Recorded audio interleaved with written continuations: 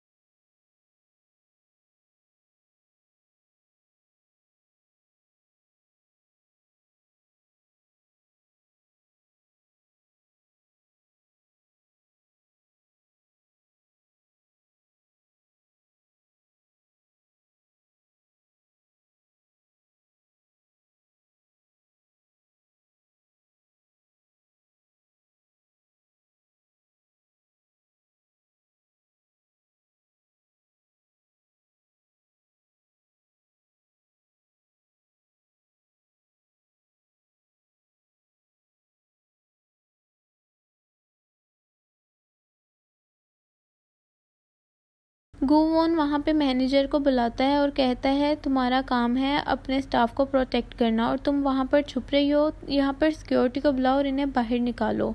वहाँ पर मैनेजर आती है और वो मैनेजर को भी औरत बोलना शुरू हो जाती है। गुवोन वहाँ पर सेरंग को इशारा करता है कि मेरे रूम में आओ। वो उसको ऑफिस में बुला के कहता है कि वो औरत बदतमीज़ी कर रही थी और तुम सॉरी बोल रही थी। वो कहती है ये हमारा रूल है, अगर गेस्ट की गलती ना भी हो तब भी हम सॉरी बोलते हैं ताकि गेस्ट को बुरा ना लगे। तो गुवोन कहता है किसने रूल बनाया है। कहती है मुझे नहीं पता, आप हेड लोगों ने ही बनाया है। कहती है मेरा काम था प्रोफेशनल बिहेव करना और वो मैंने किया। अगर आपके पास कुछ कहने को नहीं तो मैं जाऊं। तो वो उसको कहता है मुझसे मेरी फेवरेटिज्म मत पूछना, फेवरेट कलर, फूड वगैरह ऐसा कुछ भी नहीं। तो वो कहती है मैं क्यों पूछूंगी। तो वो कहता है क्या तुम मेरे साथ इंटरव्यू पे नहीं जा रही। वो कहती है कौन सा इंटरव्यू। गुवोन मिस्टर नू को कॉल मिलाता है और उन्हें वहाँ पर बुलाता है और कहता है सेरंग को नहीं पता। तो वो कहता है मैं सिर्फ आपको बताया था, एम्प्लॉय को नहीं। एम्प्लॉय को जो कहा जाता है वो वही करता है। गुवोन को ये सुनकर गुस्सा आ जाता है और कहते हैं मैं नहीं कर रहा ये इंटरव्यू। तो मिस्टर नू कहते हैं आप मैनेजर हैं, आपको देना पड़ेगा। और फिर वो सेरंग को समझाता है कि क्या करना है। वो कहती है मुझे स्क्रिप्ट दो जो इंटरव्यू में बोलना है। वो कहती है मुझे लॉबी में दे जाना और फिर एक्सक्यूज़ करके वहाँ से चली जाती है।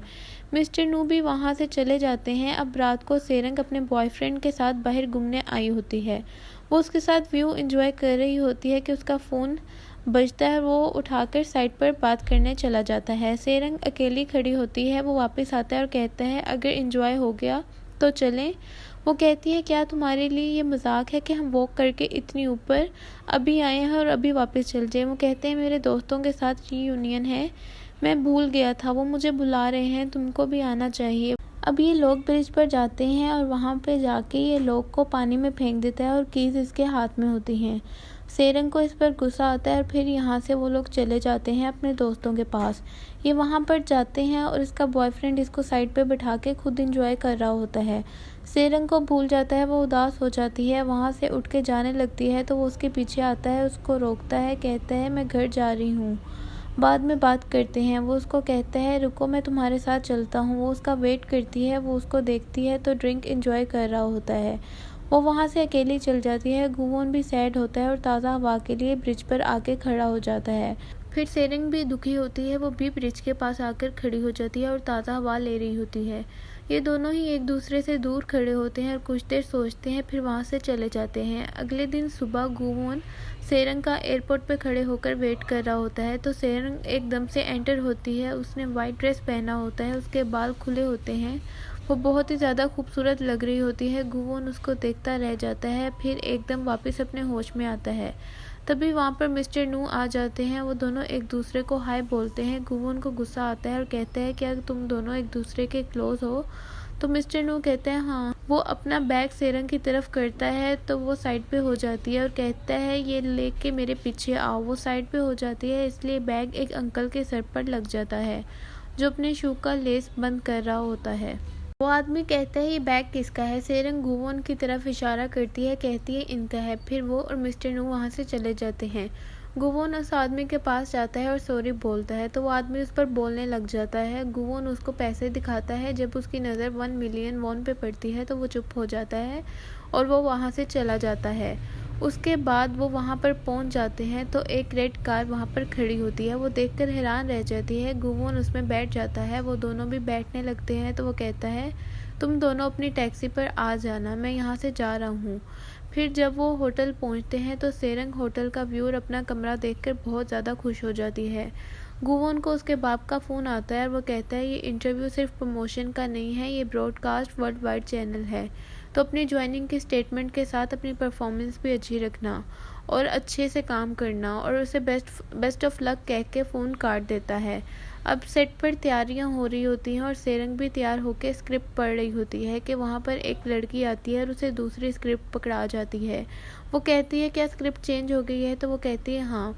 दरअसल ये स्क्रिप्ट इसकी स्टेप सिस्टर ने चेंज करवाई होती है, जो ये सुनकर खुश हो जाती है कि फिल्मिंग से पहले ही स्क्रिप्ट चेंज हो गई है।